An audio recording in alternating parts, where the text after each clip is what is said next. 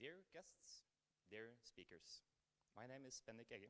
I am Education Director here at the Nobel Peace Center. First of all, thank you all for a lovely evening last night at the Oslo City Hall and for the fascinating talks of yesterday. I warmly welcome you all to this parallel session titled Insisting on the Mission.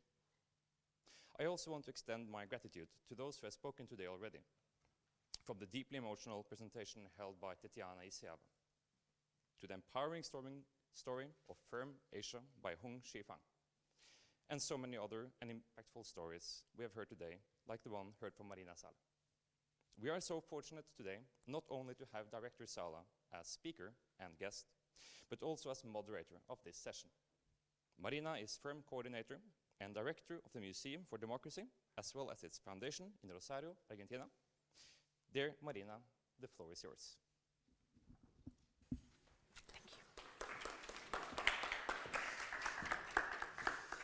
Thank you, Bendik, for your introduction.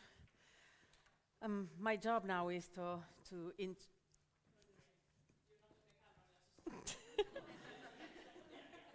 Perfect.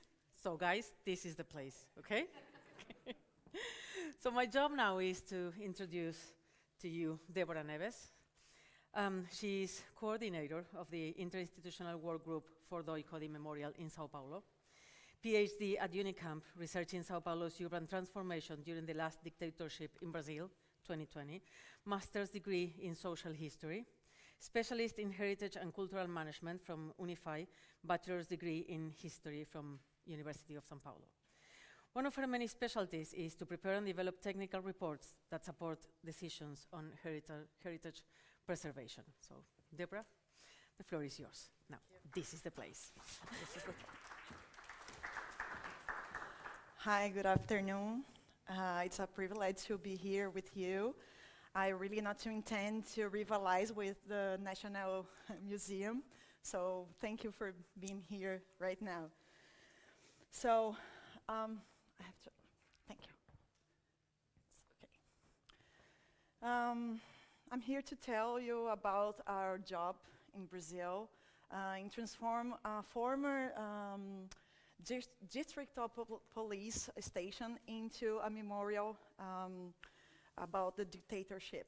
So, in Brazil, military dictatorship took place in 1964 after a coup led by the army and supported by the companies and financial elite and US government.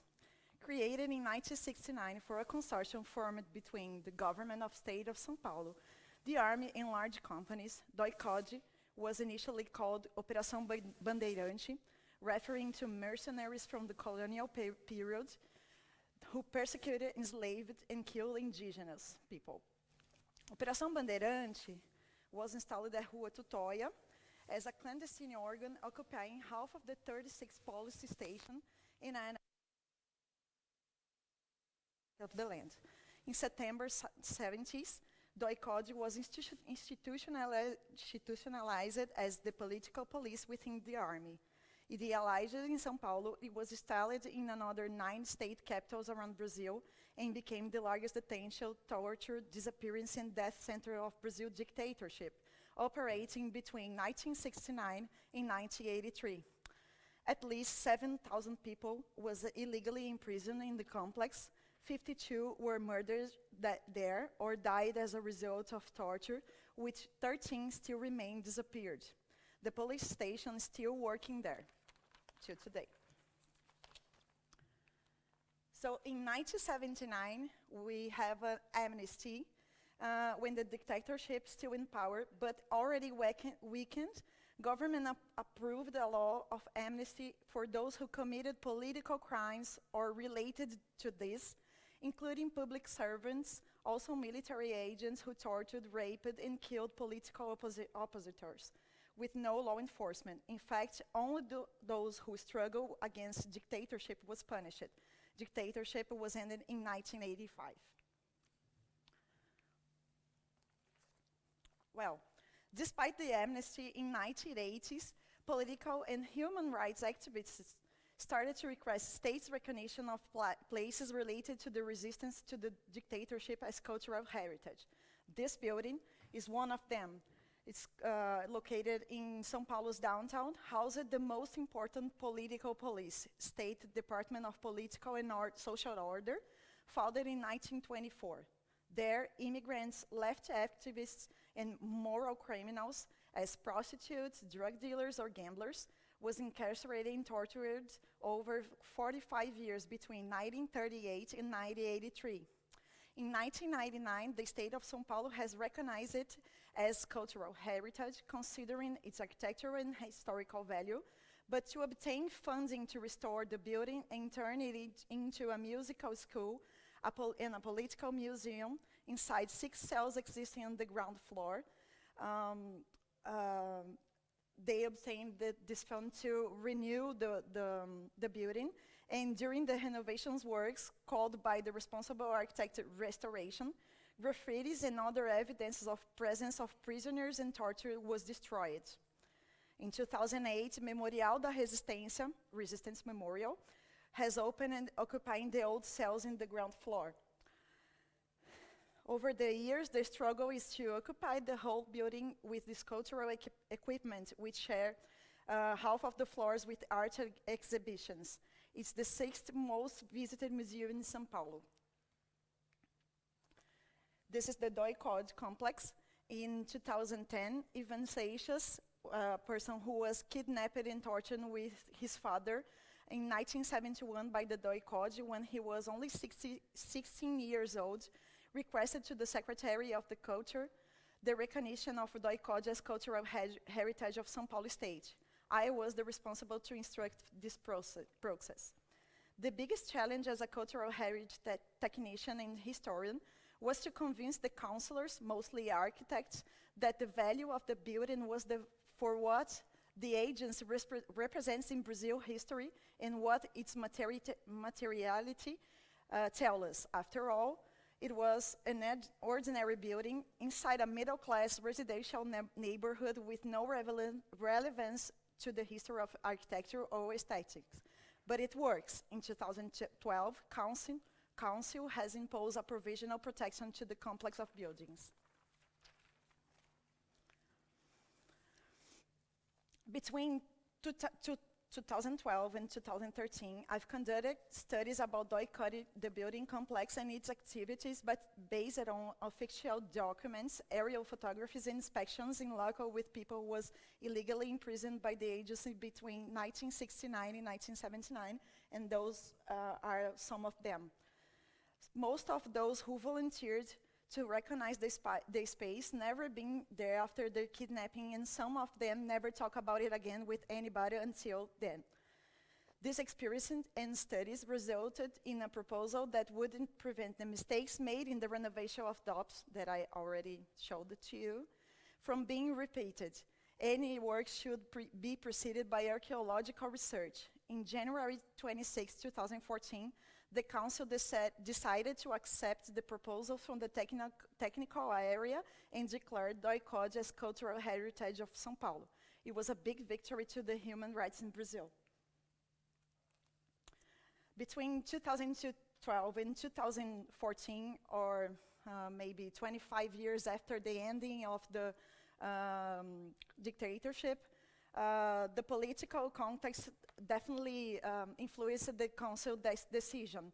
In 2012, same year, the provisional protection was applied to the building complex.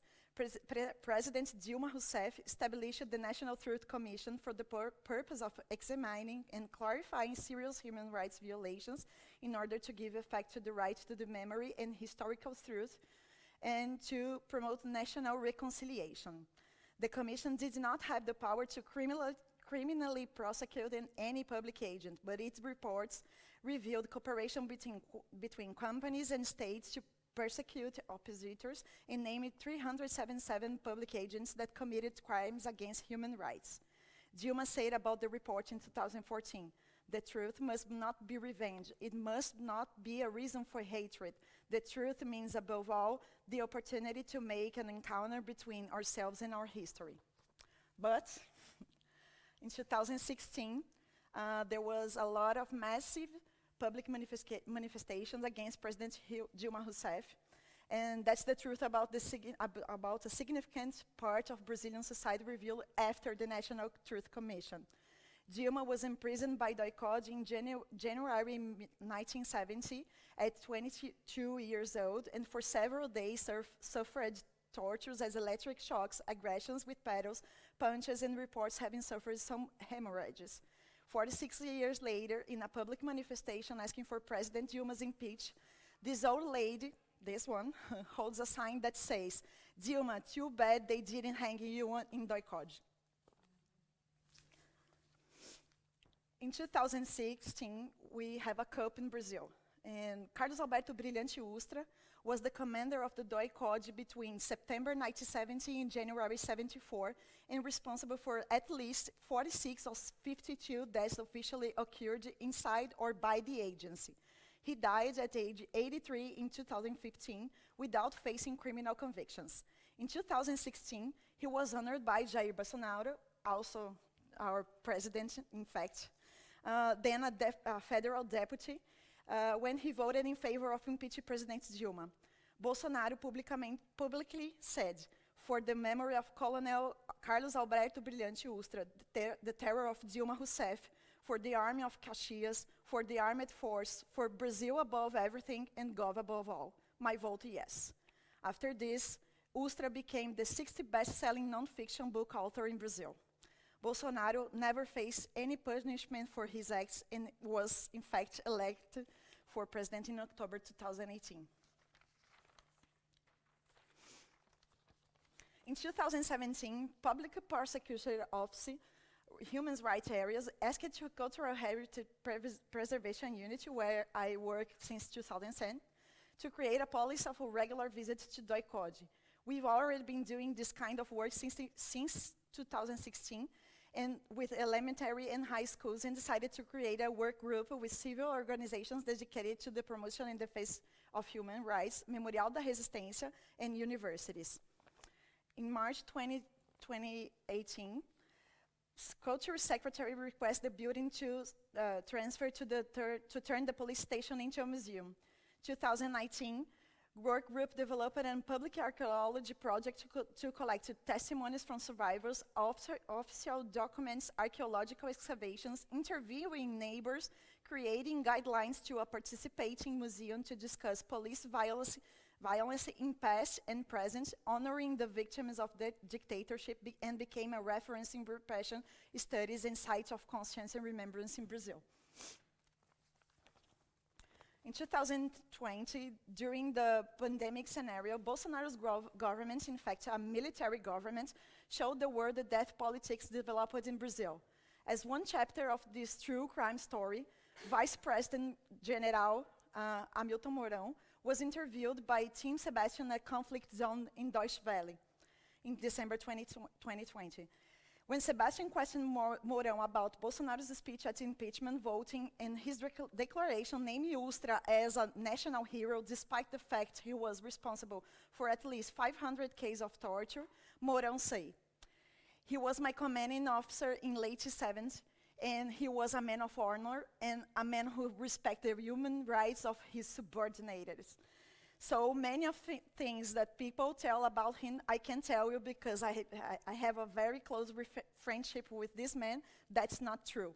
He also suggested, as a way to tell the truth about torture and assassinations, "We have to wait for all these actors to disappear so that history can make its parts and, of course, what really happened during that period come true." We decided not to wait until these actors disappeared, something very common in Brazilian dictatorship. In June 2021, Public Prosecutor's Office filed a lawsuit to enforce the state of São Paulo to transform the DOICOD complex into a memorial. In September 2021, United Nations Office of the High Commissioner in Human Rights asked São Paulo governor why DOICOD have not been converted into a museum since it was declared cultural heritage in 2014. Secretary of Culture, where I work, officially not aligned with Bolsonaro's government, never answered the request. In the same week, first round of the trial happened and the Secretary of Culture officially said, There are numerous relevant issues for a historical point of view and integrity with society that still need to be addressed in the set of activities of this Secretariat. It makes no sense to promote the duplicity of institutions to the detriment of the development of other equally precious themes. Despite the lack of support and even the creation of difficulties on the part of the Secretary of Culture to make the memorial a reality, the work group continues to make the lemon lemonade. Now we are 30 volunteers from universities, civil society, and public servants as myself. In 2021, during the pandemic, we started to collect testimonies from survivors online and presential in a partnership with Memorial da Resistência. Right now, we are exploring the architectural aspects of the buildings and asking for alternative fundings for our research and memorial projects despite the government. In last March, we obtained 25,000 euros to funding the archaeological forensic research from Federal Agency of Research. In the picture are the team of forensic investigation: André Saranquim, Claudia Plens, Aline Carvalho, and myself, the only historian at the team. This in the picture are the team of forensic investigation. We are waiting for the definition of the State of São Paulo or judge's decision to turn Memorial do ICOD into a real human rights museum. Until there, we keep our work despite the difficulties and using the resources we already have. My presence here is due to the effort of 50 persons network who are engaged with this project and fund my travel to tell you about our work. I thank them and thank FIHRM organization for the support. Being here today is a political act of resistance, and thank you for your attention.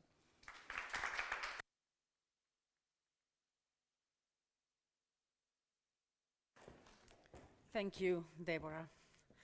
I think that what we just heard and what Deborah presented and what she represents, the work she has been doing with her team, is why FIHRM needs to be stronger than ever. So when we find a project that is struggling, a museum that needs to be, or a museum that is struggling right now, we as a network, can be more a safety net than a network, and we can back them up. And so that's why we need to keep this going a lot farther than an annual conference. So we can get stronger every year and be there to give support when needed. But we can talk about that later when the questions come. So I'll introduce now Kalle Kallio. I asked him how he wanted to be presented, and he told me, well, just say I'm the director of the Finnish Labour Museum and that I am the guy that looks like Karl Marx. And I said, okay, I'll try to do a little bit better than that. So Kalle holds a degree in history and education, has specialized in labor history and successfully defended his PhD in June 2022. Since 2005, he has worked as a museum director in the Finnish Labour Museum, which is a national museum of working life and social history. He teaches museum studies at his hometown university in Tampere and has given several lectures at European museum conferences. Learning, interpretation, impacts, and strategies have been his key interests in the field of museum and heritage. The floor is yours. Thank you.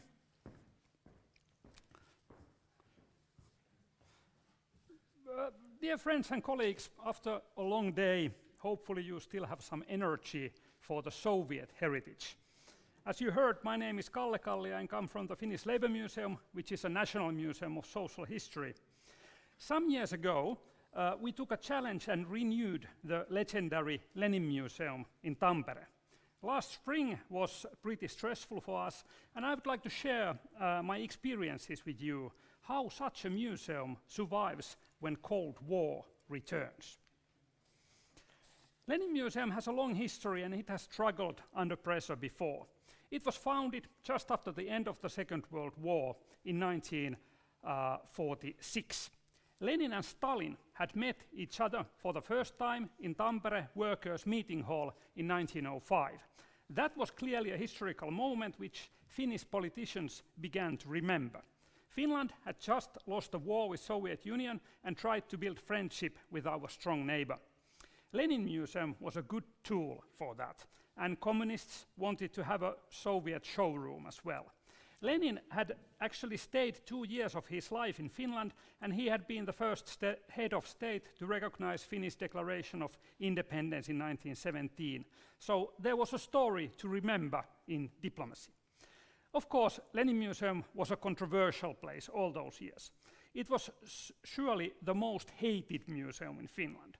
For example, the Finnish Museum Association did not accept Lenin Museum as a member for a long time. The golden days of the museum were in 1960s, 70s and 80s. It was a mandatory tourist attraction for Soviet tourist groups. All Soviet leaders visiting Finland honored it, and communists just loved the place. Here you can see the original exhibition as it was in 1950s. You can easily notice that it was like a temple, calmly and harmonious place to worship Soviet demigods. This exhibition was made in 1980s, and it amused people for almost 30 years. To be honest, it was exceedingly boring. A lot of photocopies and documents, very serious attitude and educative atmosphere. However, it did not have many historical mistakes or overwhelmingly biased interpretation. The problem was what it did not mention at all. For example, the violence and violation of human rights were systematically silenced in that story. There was one room for the life of Lenin and the other one for his relation to Finland. When the Soviet Union collapsed, all the other Lenin museums in the world were closed. Soon the world's only Lenin Museum was in Tampere. It became a curiosity, with backward exhibition, staff of 3 persons, no money, and a questionable reputation. During 1990s, Soviet era started to look like a forgotten realm, and nostalgia made the place interesting. Museum was visited because it existed. After all, Lenin was still standing there. Finally, something had to be done. Lenin Museum merged with the Finnish Labour Museum. I have been director of the Labour Museum for 17 years now and was brave enough to take that task. We renovated the premises and built a totally new exhibition. We asked our audience what kind of themes they would like to see in the new Lenin Museum. Top themes were Soviet humor, everyday life, KGB, forced labor, and dissidents. None of these were included in the earlier exhibition. Here you can see our reconstruction of Soviet living room. This picture is taken during our opening evening 6 years ago. Here on the left, you can see a man who is almost eating his museum ticket. Maybe because on the right is one of the most significant objects. It's a diorama of Soviet Gulag camp. As you know, forced labor was a crucial part of Stalin's economy and a huge crime against humanity. This is something that people did not expect to see in a new Lenin Museum, something that makes you swallow your ticket. One of the most popular parts of the exhibition is a Soviet motorcycle and wax figures of Lenin and Stalin. People love to take pictures with them. Some might feel that this is a bit questionable, but well, this is the room where they met for the first time and plotted the Russian Revolution. It was a moment of world history. We can claim that actually, Soviet Union is an invention made in my hometown. I'm absolutely sure that it's not our best invention, but at least it's the most famous one. However, renewing the Lenin Museum was far from easy. Theme is so disputed that we couldn't please everyone. But change was a necessity. My institution mission is just 2 words: fair history. We are there for fair understanding of the past.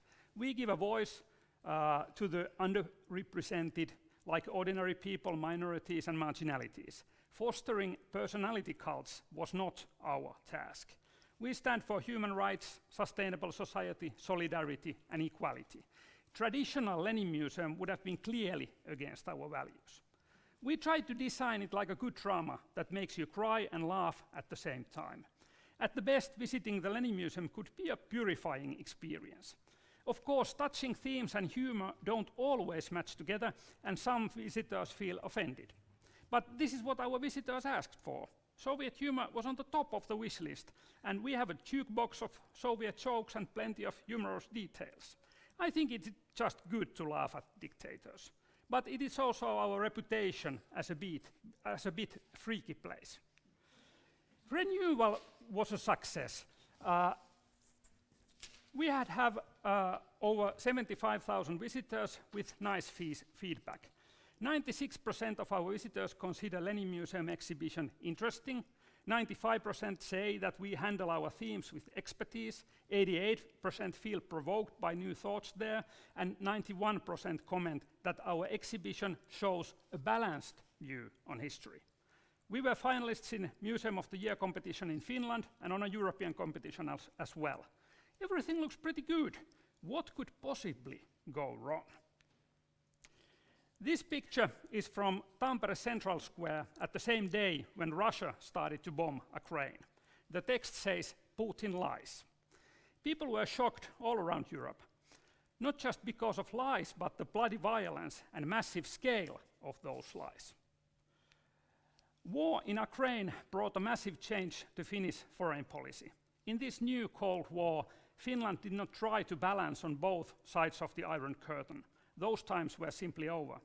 Ordinary Finns wanted to support Ukraine, they wanted to join NATO, close the Russian border, and they wanted to show their attitude by boycotting. The problem was, what you can boycott? Well, we had a hockey team playing in Russian league, but they stopped the season and their hall was closed by sanctions. There are gas stations with Russian owners, but you know it's so difficult with energy. And soon, someone remembered Lenin. It took only a week until I and the mayor of Tampere got the first mail demanding closure of the Lenin Museum. There was a clear need to understand Russian history and behavior, but at the same time, institution specialized on those themes was under pressure. We had a crisis and museum had to do something. Well, what we did. In the very first day, we started to call people to peace demonstrations. Museum protested, we had Ukrainian flags and slogan visible for everyone. We started to raise money. Last week, I just sent over 4,000 euros to UNICEF. It was our 4th donation. Money keeps coming from peace badges and museum tickets. We give €1 for every visitor to help Ukrainian children and families.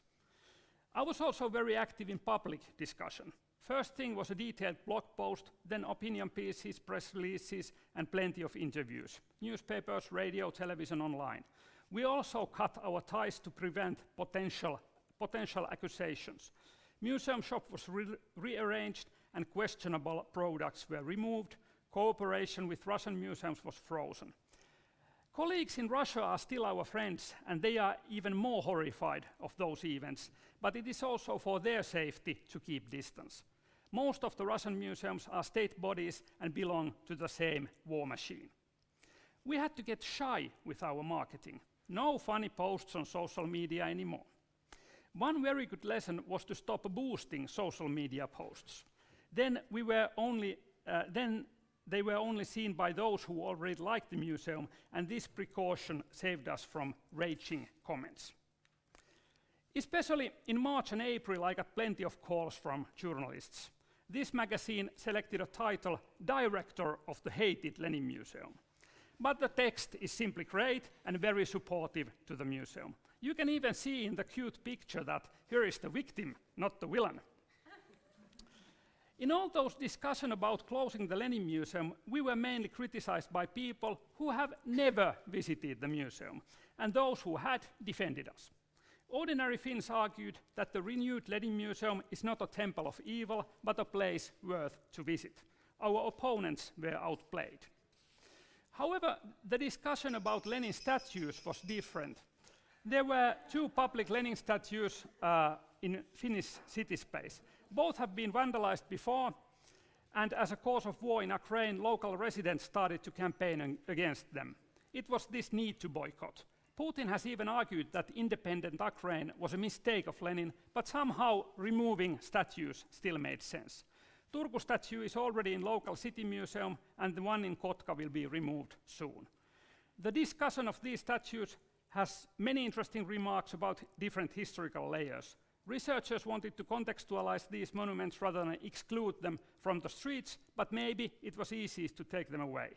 However, it was a good sign that museums were seen as a safe place to hold them. It is possible that museums handle difficult themes like Soviet history and heritage. Discussion around Lenin Museum was over before summer. I hope we are not under pressure anymore. Of course, we have recognized the main problems. The name of the institution simply inspires misunderstandings, and Soviet humor does not feel so funny at the moment. Our camp reputation was more attractive before the war. One of the main problems in our current exhibition is the timeline. We start the story in 1905 and basically end it when Soviet Union collapsed. But today, people look this story from a different perspective. Soviet time did not end 30 years ago. Story continues. Authoritarian rule in Russia has a longer history than we showed. We are planning to rewrite the exhibition, and hopefully it will be ready in 2024. Then we will be the only Lenin Museum in NATO, secret weapon of the military alliance. And I have lost my time, so I did not say the last slide. Thank you.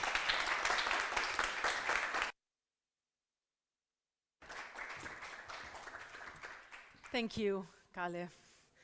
Very brave and courageous, and an example of how fast an institution needs to adapt and be creative in some situations. So I think we are kind of complicated with the time thing. I'll take instructions from you after Eva then. Now I'll introduce Eva Furseth, Communications Officer and Curator at the Norwegian Museums Association, Art Historian and Subject Teacher with Senior Lecturer Qualifications, Information Officer at the Justice Museum since 2012, Art Critic in Dagog Tid, has published a number of books in the art field, has curated art exhibitions internationally, exhibition production at the Justice Museum, editor of the book The Prison of Madness, project manager in cultural public policy area, and data research expert. Eva, the floor is yours. Der? Yes. Jeg bare trykker på det. Yep. Tusen takk. Thank you for the lovely presentation. It was really nice to hear. I'm going to tell you about this educational program that our museum has made, and it's so fun to have many people to talk about it too, because I think at the museum they are a little tired of me talking, because I love it so much.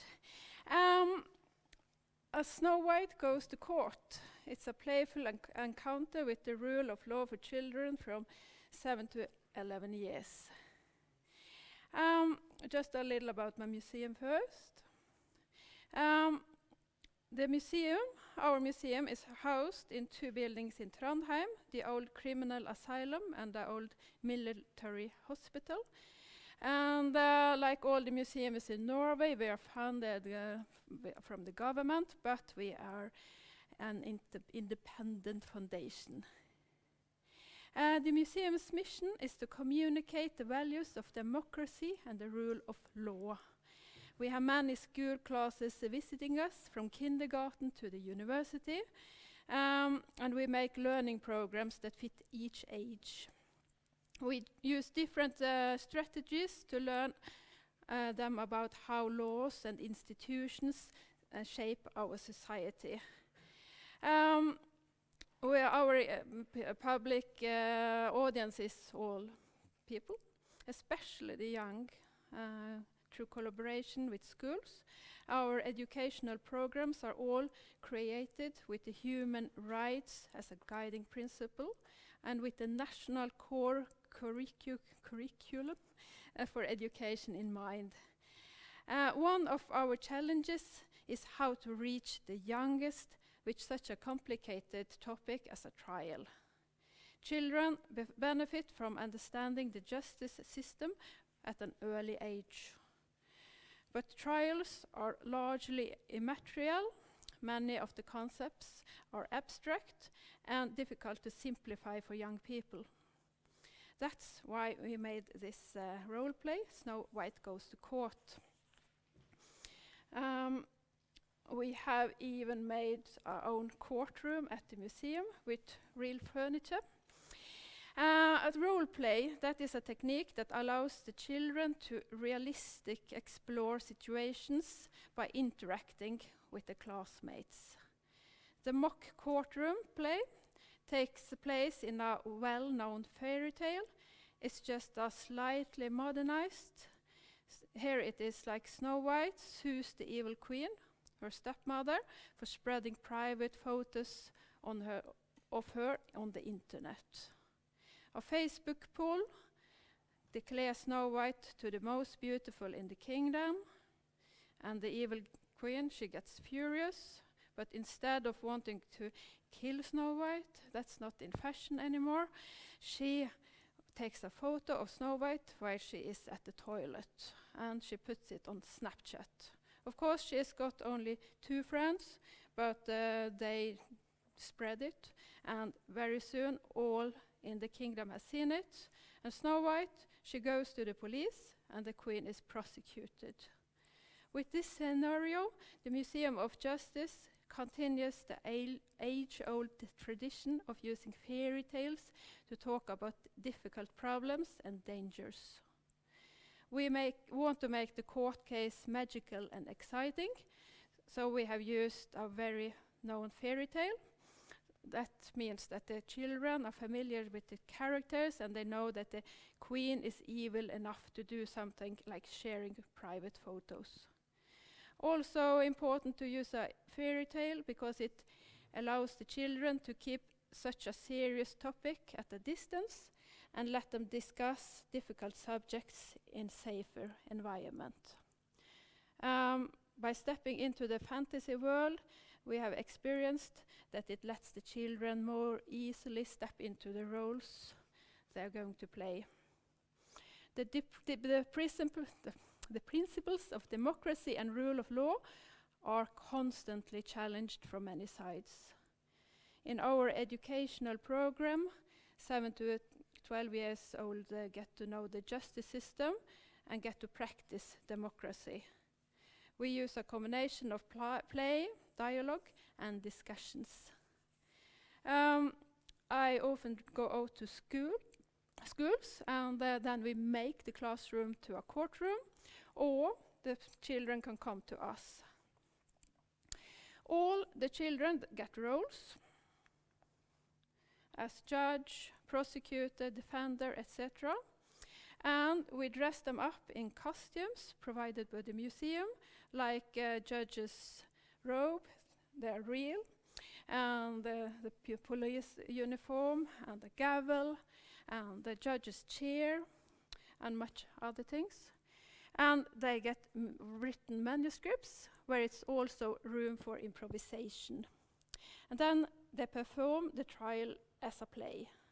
No trial is the same, and the children contribute and ask questions that make the experience unique and relevant for them.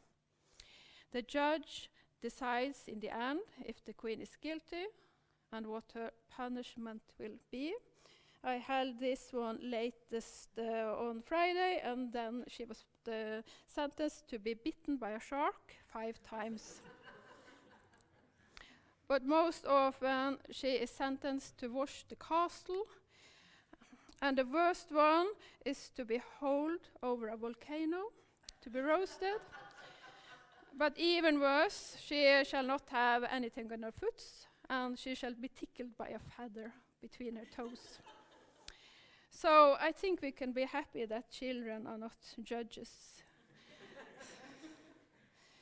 And afterwards, after this trial, we go back to the real life, and I think that is very important to step out of the fantasy world and to talk about how a trial is in real life and what a realistic punishment would be.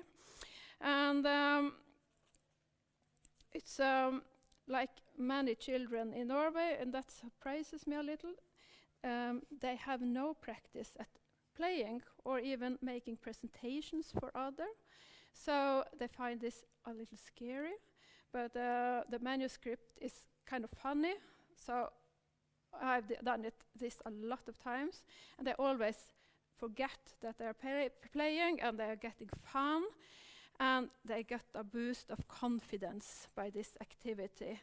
So I think this is important because the discussions we get afterwards are really lively. They ask questions, and a lot of the students participate, because often the children can be a bit quiet, but I think now they are warm and they have had a little fun. So I get very many good questions, and we discuss important issues. Well, it's like what's like to be in prison, why it's important to have written laws, and so on. Even though the children are really small, I think the questions are really advanced, so one should not underestimate young children. So I made the manuscripts more and more difficult. So that's also interesting for us to see. The reason we chose a Det er mock... 2 minutter igjen. Hæ? Du har 2 minutter igjen. 2? Og er det mulig? Ja. It's learning about human rights is really important for this activity. They learn about the rights for a fair and public trial. Even an evil queen has rights that have to be supported. And they also know that if somebody does something unjust for them, they have rights.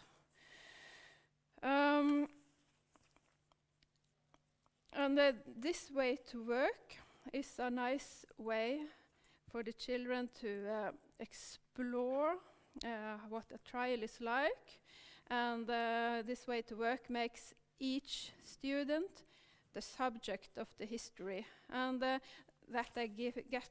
I've just forgotten to show all the pictures. Every child interprets their role, and they have fun names, and also in the manuscripts they may improvise. So they make the trial their own, and they make their own punishment. And I think that's a nice way to learn. And they really love to do this. And when we're finished, very often they say, please, can't we do it once more?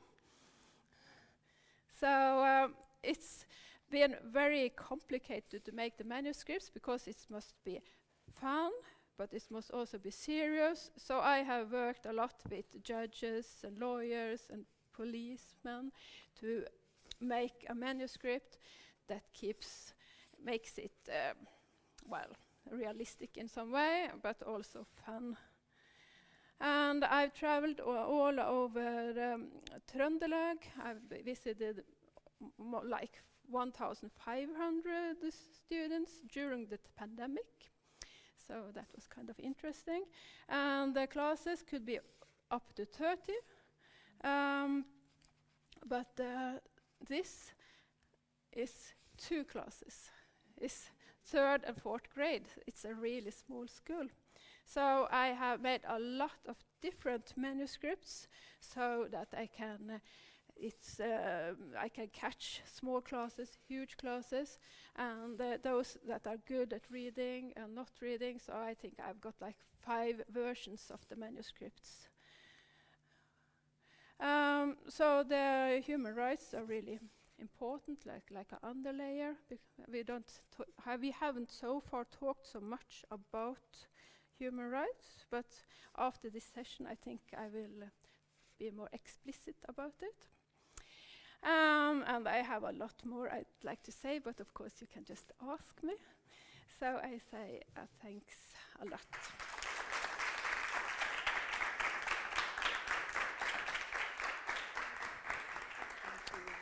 Thank you, Eva. So do we have time for a couple of questions? We do, okay.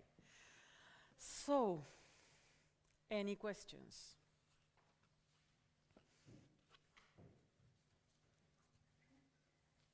Go ahead. It's not a question, it's just a comment. Whoever, I think what that program is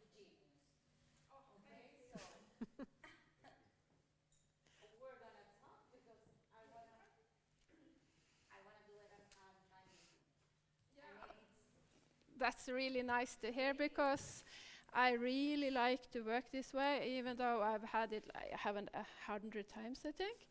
I never get tired of it, because every time it's very different, and to see so happy and enthusiastic children is so nice. I think, It's amazing. It's Yes. amazing, and we don't have educational programs for children that age. We have a couple of mini workshops, very simple, but this is a spectacular. Thank you. Oh, behind you. Thank you very much, Eva, and I hope you have, is it on? Yeah. I hope you have a worksheet ready so that I can transfer it to the German classes. Yeah. You see? Yes,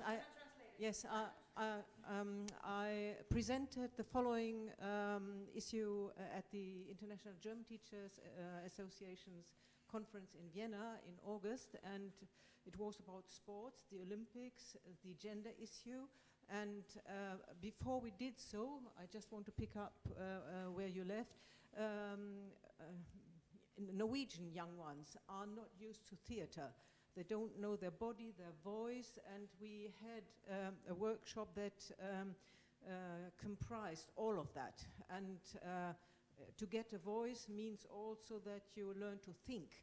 And so we started by interventions, day-to-day situations that we experience. For example, you are on the bus, you have an elderly person, nobody rises, and how are you, the observer, to intervene? So we started by doing these sorts of everyday situations, and then we moved on to a rather complicated text by the Friedrich Ebert Stiftung, which was actually a text with the voices of the discriminated against female artists, athletes.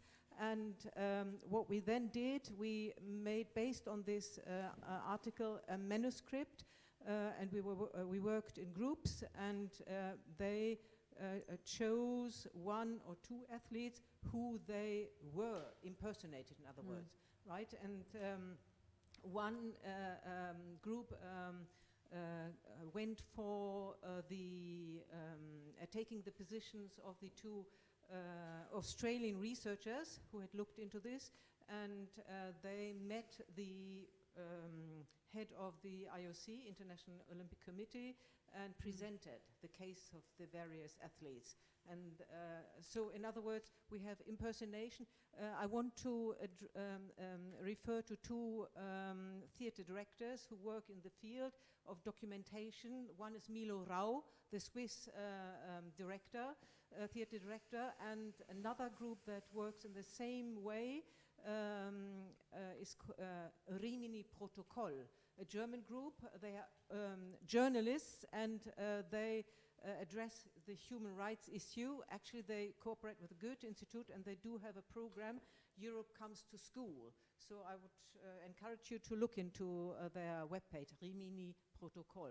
And of course, if you go back in time, there are Peter Weiss, there are so many other directors that have worked in the field. Yes, very good work. Thank you, Eva. Thank you. Thank you for your intervention. There.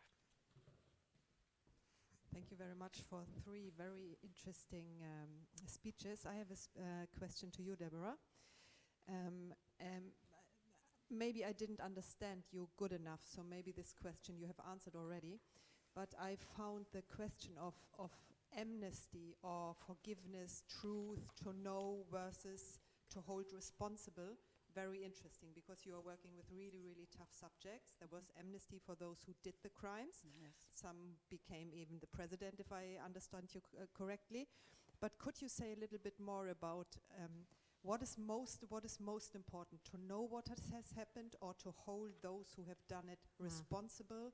Where's the core? Is the core the truth? Is the core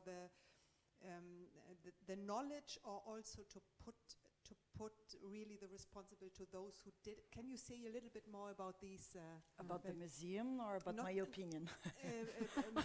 Actually, maybe more your opinion, but I think it relates to each other. One thing is to have a memorial place remembering the crimes, Yes. but a very important question is, someone did the crimes. what is the relation here? Well, should I stand? Yep. I think it's better. Well, in my opinion, what we're okay. What we are doing is to promote the culture of the truth in Brazil. The justice is a consequence of the truth, or should be a consequence. But to make the amnesty, to reinterpret, to interpret it again the amnesty law, we should pass to the Congress or the Supreme Court, make a new understand of the law, the existing law. So the National Truth Commission intends to bring the truth to the light, but do not intend to persecute or to put responsibility into the agents. Right. No, the National Truth Commission, it's an executive board that investigated the crimes and put light in the truth, but not to persecute the perpetrators. No, no, it's not enough. But in the actual scenario, and this is a struggle since 2010 in Brazil, there's a civil act that is questioning the value of the law of amnesty to the perpetrators. But the Supreme Court doesn't want to discuss this again.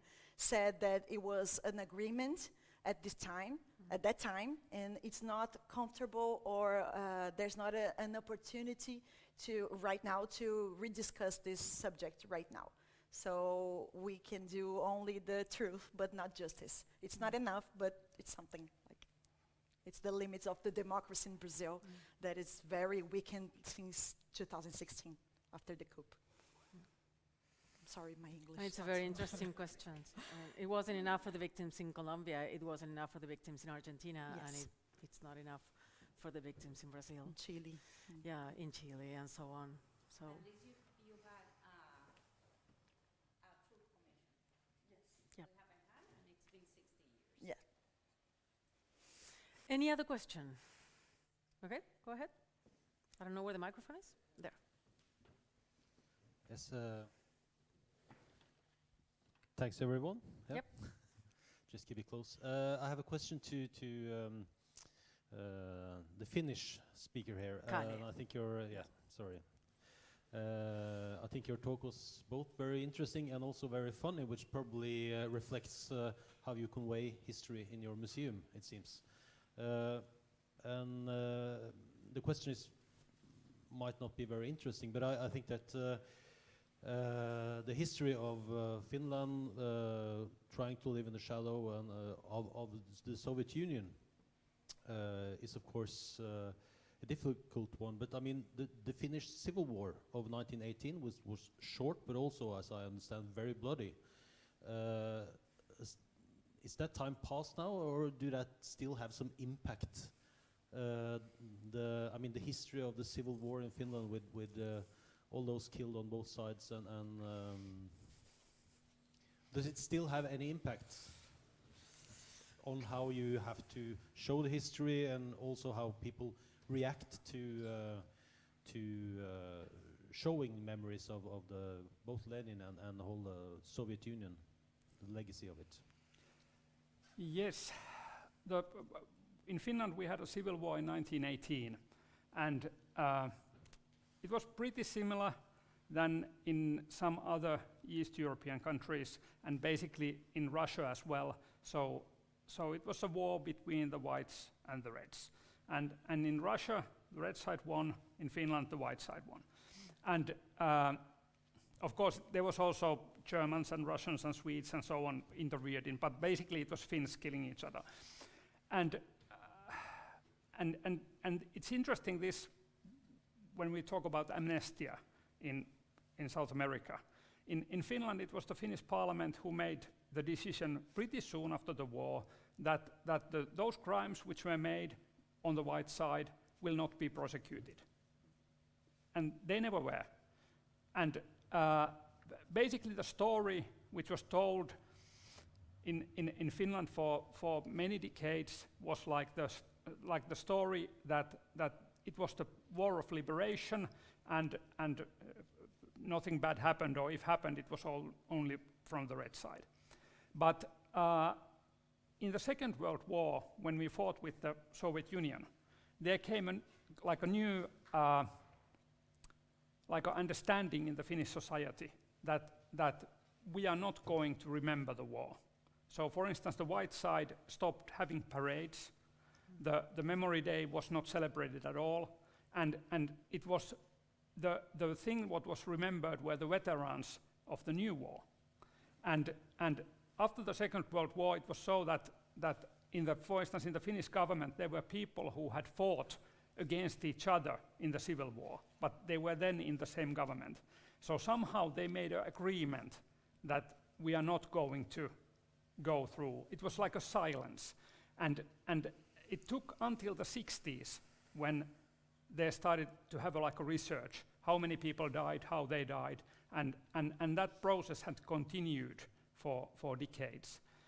And it's very interesting, for instance, in schools, still in the 70s, students knew about their parents and grandparents, on which side they were.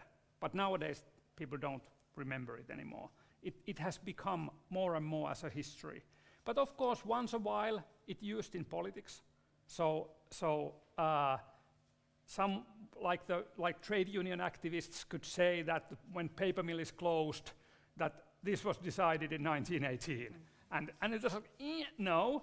Or some could say that well, the Civil War, it was just because of Lenin.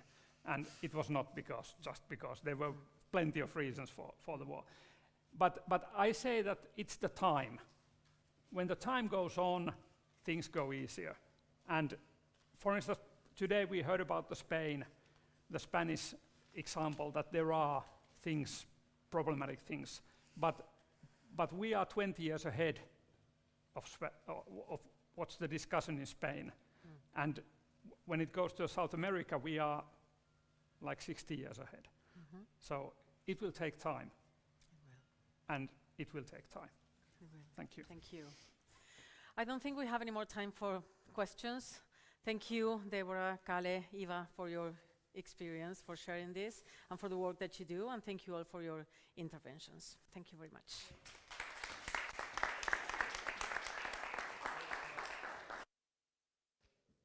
Thank you so much, Marina. And thank you to our speakers, Deborah, Kalle, and Eva. This concludes this session. Now, a break and some refreshments out in the lobby. Thank you.